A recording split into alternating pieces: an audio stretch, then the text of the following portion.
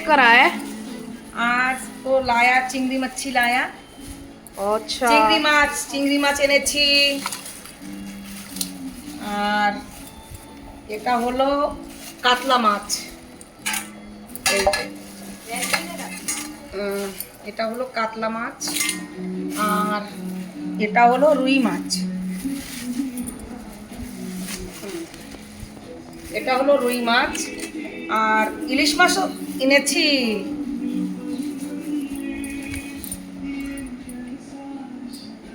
এটা হলো ইলিশ মাছ আর একটুখানি মাংস এনেছি, মুরগির মাংস।